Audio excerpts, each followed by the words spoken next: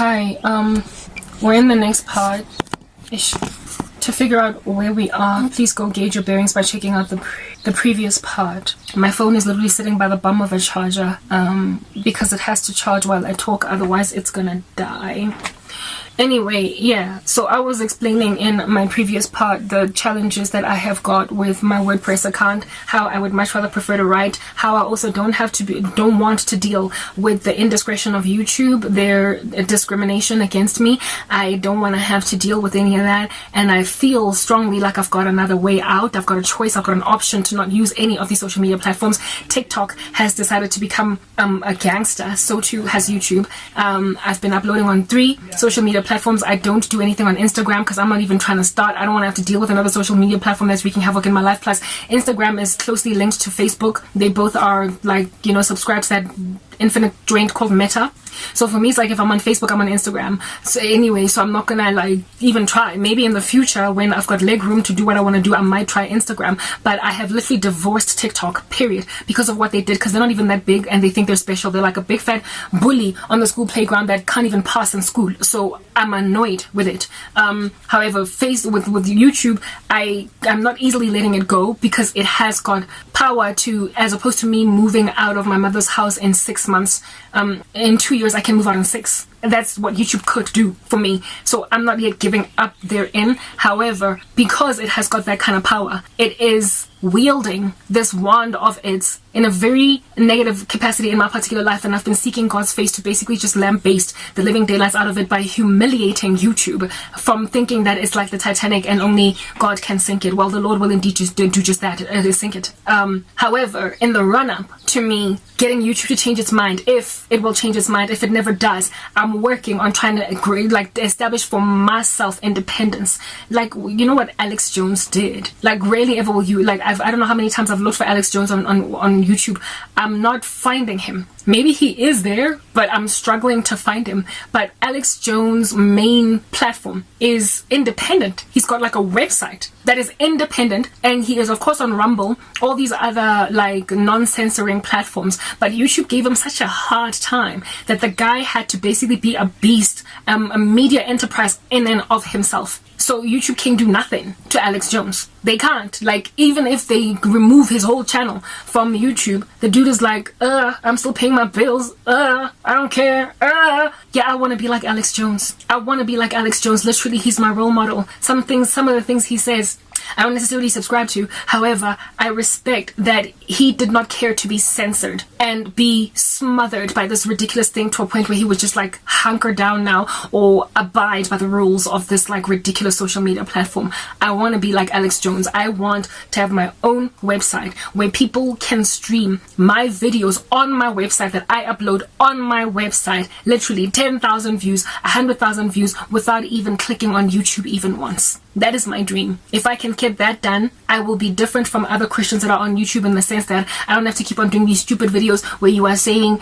this is this word over here lest YouTube should bring me down, or they don't want to say the word vaccine, or don't want to say the word COVID or whatever. Like, I'm done. I want to be done with that. I want to get out of YouTube. And my thing in talking this whole conversation is to culminate things to this particular point, okay? That because of what YouTube is doing to people like me, and I say YouTube, but it's largely, it's also like TikTok. But TikTok, like I said, is just a stupid little small-time boy that is too arrogant for as small as he is or she is. It might be big, but it's the smallest big social media platform. And so for it to already be so freaking full of attitude is hella arrogant. It's literally hella arrogant. But let's just move on.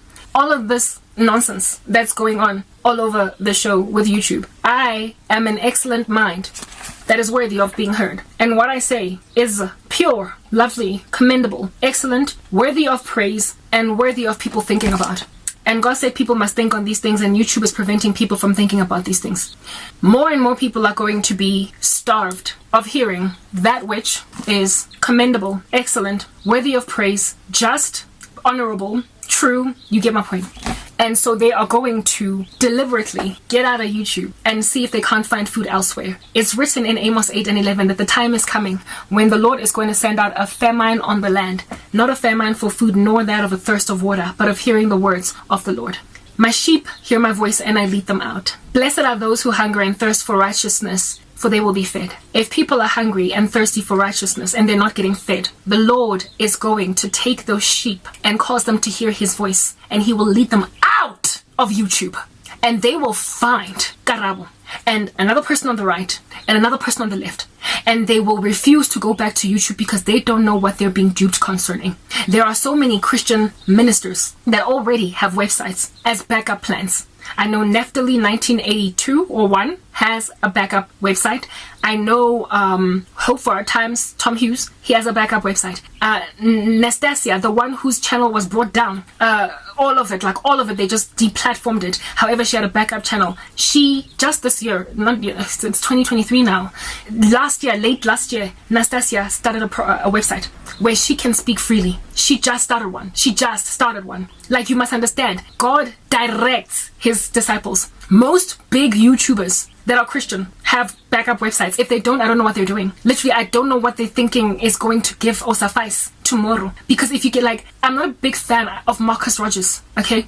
Because many of his doctrines are whack, and he's kind of stubborn and rebellious to take correction from much of the church. But in my earlier stages or years as a Christian, I listened to him quite a lot and I liked him.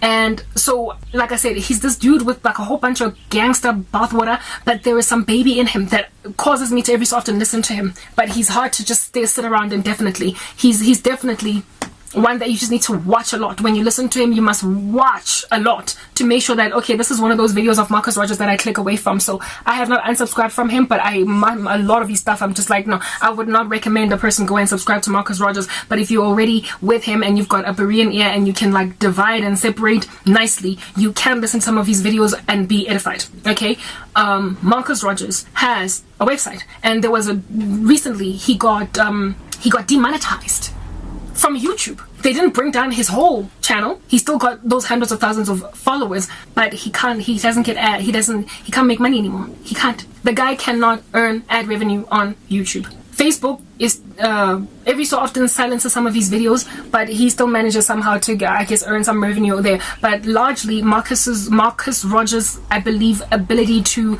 pay his household mortgage or whatever and feed his kids, I believe largely that is coming from his website. I believe largely he's got a website and he does music, gospel, hip hop and whatnot, and when people stream on there, that's how he earns his revenue. That is his main source of income. So when they demonetized him, and also he's a pastor, so he's probably getting a salary from doing that type of establishment thing. But when they demonetized his whole YouTube channel, can you imagine what a massive dent in his budget that must have made? It likely caused a little bit of an earthquake in his lifestyle because he's got such a massive following. And if it was not for his backup plan, like his website, like other ways in which he makes money, like the salary that he earns as a pastor, the dude would probably be struggling today to feed his children or keep up with his payments. That's what Christians are currently facing in the world. So if Isaiah Robin, again, he's another Marcus Rogers. Some of his stuff I'm but largely he's audible. I can listen to him. Isaiah Robin has had more TikTok accounts brought down than some of these really incredibly pornographic kids gyrating their breasts and their booties on TikTok, which according to TikTok is the greatest reason why they would deplatform anybody. So with Isaiah having to start new TikTok channels over and over and over again, he finally decided to start a YouTube channel. That is not going to get brought down, and his YouTube is thriving, is doing well, it's growing, but it was motivated by the fact that they kept on kicking him out of TikTok. So he came to YouTube, but YouTube is next. So if Isaiah, like Marcus Rogers, does not get a website, a backup plan, something else to pay for his, underpants, the dude is going to find himself all of a sudden all high and dry without an ability to make money. What that then is going to do to Christian YouTubers who that is their only way of making money, it's going to cause them to open new channels and this time around be a little bit more, neat with what they say. This time around they're not going to be so taboo, and the gospel is scandalous. Paul Washer likes to say that the gospel is scandalous. If you can't be scandalous and taboo and tell people about their sin, you're not being a gospel minister. So it turns out we all have to go independent. Next part.